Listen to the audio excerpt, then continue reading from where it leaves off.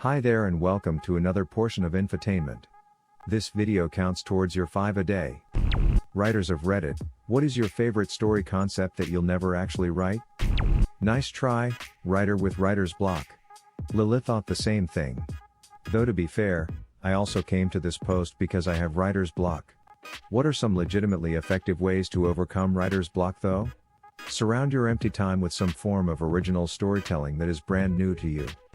I'm not a writer, which is why I'll never write it, but I once had a dream that it was the zombie apocalypse and I was working in a boring call center job, only I had to give survival advice to callers, where to hide, how to kill them, etc. I legit think that this would make an amazing dystopian quirky character-based comedy/horror TV series, kinda like The Office but with zombies. The protagonist would perhaps be the only person in the call center who actually cares about what they do, and they have to break from the script all the time just to keep people alive, much to the annoyance of their bosses. Please somebody write this and sell it to Netflix. I started writing a Tim Burton-esque comedy where everyone who is buried in the same graveyard would live together in a village in the afterlife. The main character is a girl who is dissatisfied with her dead neighbors, so she goes up to the world of the living with the intention of haunting her friends and make them move her body to a more desirable location.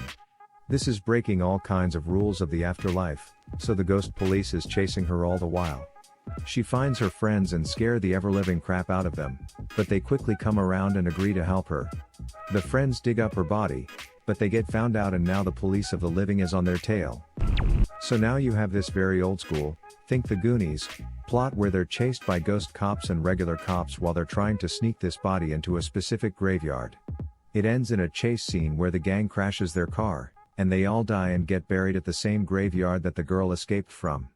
She didn't get to move, but she has a bunch of new dead friends to die happily forever after.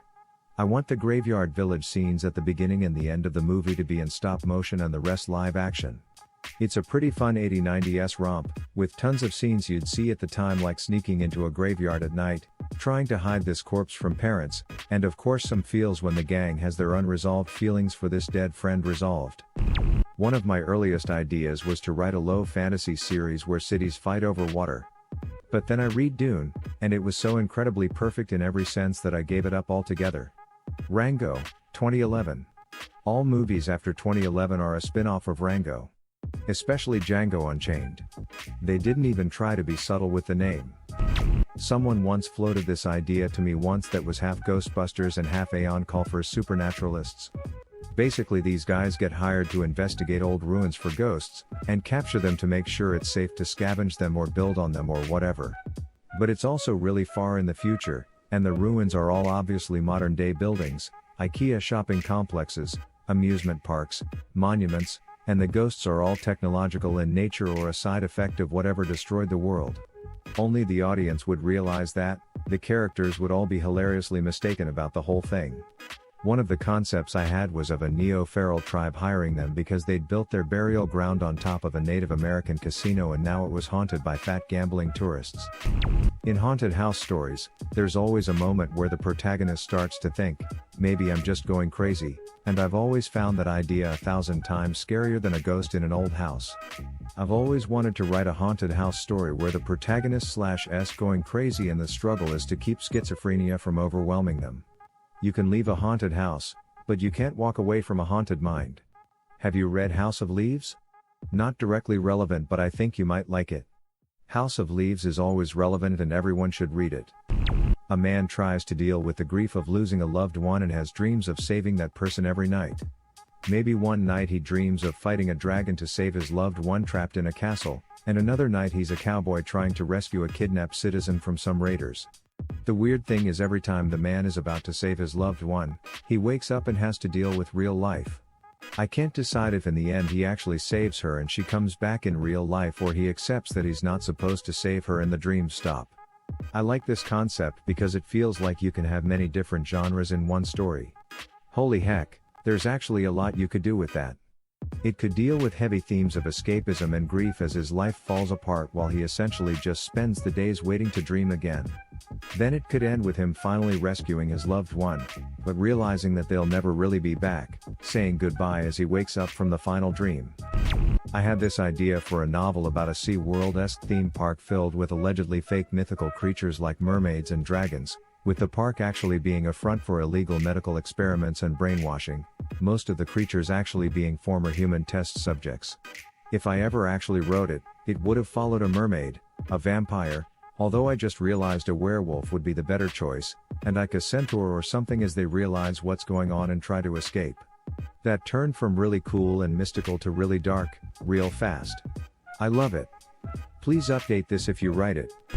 I've always wanted to write a superhero comic book series about what would happen if superhero training was expensive, and functioned like an apprenticeship, so people with money and connections could get properly trained, but poorer communities couldn't. I'd want it from the point of view of a ragtag group on the fringes of society, who do the kind of stuff that make them look like villains, but all they are really trying to do is scrape by. It's really supposed to be about how people who are dealt a rough hand in life make the best with what they got. It's about people born under the poverty line, or disabled, or an ethnic minority, and how the great and powerful aren't always what they're cracked up to be. I called them the Red Lions because they lived in an abandoned pub called that. I've managed a handful of short stories, but it doesn't really suit. It would make for a much better episodic comic book, but that's so far out of my comfort zone I wouldn't even know where to start. I'll just keep plugging away with my short stories until I find something that makes sense. I had a really dumb idea for a short TV series, about 2 to 5 minutes per episode, called Previously On. You know how there are those summaries of what has been going on in previous episodes at the start of every episode in some series to help people remember what is going? Well, the entire series is just that, quick cuts to summarize what has been going on. I just think it would be a weird, funny show that you could do a lot of ridiculous stuff with, but I'm just too lazy to do that myself since it requires so much planning out. It would complete the trilogy of the gift shop sketch and Too Many Cooks. I like the idea of a reverse werewolf horror movie. The main character grows increasingly paranoid that their loyal, beloved dog is actually far more intelligent than a dog has any right to be and is simply playing a role for them. The horror would come from how the familiar is subverted. Like finding out that a friend you trust has been lying to you the entire time, and is actually a horrible person beyond that smiling mask you've believed. But far more unsettling because dogs are supposed to wear their emotions on their sleeves. They're not supposed to have secrets, be able to manipulate you and have human intelligence. I think it would be a monster learns to be human story, where a wolf dog has somehow gained the ability to shift into a human form, and has gained human-like intelligence. At first the dog would be manipulative and act on their beast-like desires, but in secret, because they understand the consequences. Throughout the movie the dog would learn more complex human emotions and empathy for people beyond the dog's immediate family. Maybe even human romantic love. In the end the dog would disappear in human form among a crowd like at the end of Silence of the Lambs, but for the opposite reason, to live a kind and human life and never commit cannibalism again. Could be a fun project, but I have enough ideas so this one probably won't cut it.